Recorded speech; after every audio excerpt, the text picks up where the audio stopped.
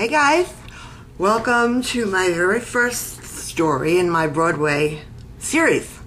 And tonight I'm going to talk about Neil Diamond. Now, I should tell you, since this is my first story, that back in the late 60s and early 70s, Broadway was really going downhill. And that's approximately about the time my dad took over the Schubert theaters as president. And he realized that the theaters were dark, which means there were no shows in them. The Schuberts owned approximately, I think, 30 theaters, and maybe 1/4 of them had shows in them. So the first thing my dad went ahead and did was decide that he was going to revive Broadway and get these theaters back with shows. Now, the first thing he went ahead and did was decide that there had not been a one-man show on Broadway since Al Jolson at the Winter Garden. And at that time, the Winter Garden was dark, closed. So my dad went ahead and decided to get Neil Diamond to do a one-man show. Now, I have to tell you, this was like in the mid-70s. Neil Diamond at the time was at his peak, and he was gorgeous, and I loved him. You know, he did songs like Sweet Caroline, and if you guys know Neil Diamond, you know. Now, I was going to go. We were going to go and sit front row center. Went. I was terrified because I knew that after the show was over, I was going to meet this guy. He did a show. He was fabulous, and I mean fabulous. I'm sitting there in the front row, absolutely loving this guy, who's cute as hell. I mean, he was adorable. I had such a crush on Neil Diamond. And knowing that I was going to meet him afterwards, well, you know, even though I grew up in a Broadway family, I am still starstruck. Don't ask me why. Okay, show is over.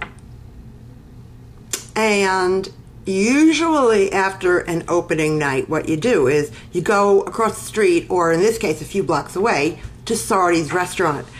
For those of you who don't know what Sardi's is, it's a place that has been open for, oh my gosh, over 100 years, I believe. And it's the place where you see all the drawings up on the walls of all of the stars that have played on Broadway. And usually what people do is they go to the restaurant, upstairs into the private dining room, and they wait for the reviews, which I did a lot of that, but this was one of the ones that I truly remember. Anyway, after the show was over, we drove over to Sardi's, and I'm sitting there in a corner, terrified, because he was like an idol to me. Terrified! Anyway, they walk in. He and actually his mother, he was so young then, and he lived in Brooklyn. And, you know, he was like, I came from Brooklyn also. And all of a sudden, there I saw him. And all of a sudden, my jaw dropped because you realize something. He was short. In fact, he was shorter than me. That broke my heart because I had the biggest crush on him. Okay, so my father comes over to me knowing how very shy I was. And now understand, I've already had 2 children by this time. So they were really young babies. Comes over to me and he says, come on over, I want to introduce you to Neil. I said, okay. And he takes my hand. My father knew that I was extremely starstruck. And I go over there. Now, in my head, I'm saying to myself, wouldn't it be great? He was unattached. I had just gotten out of a very bad marriage. Wouldn't it be great if he turns around and asks me out? All these things were going through my head. Anyway, he turns around and we meet. And my father introduces us, and he says to me, come on, sit down, have a drink with me.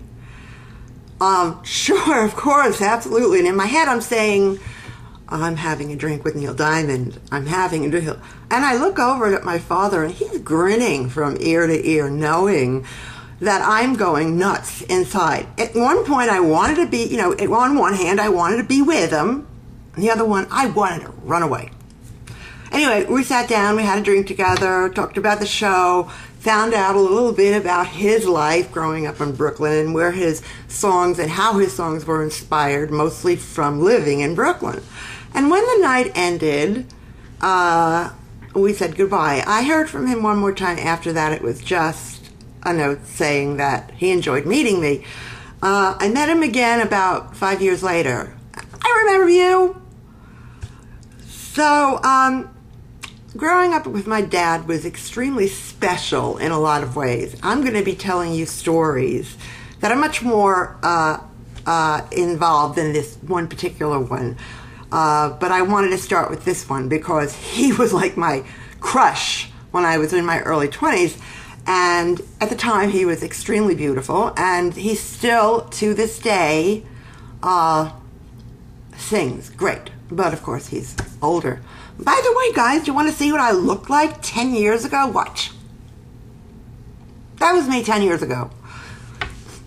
I'm thinking about doing something. Anyway, that's the end of the first story.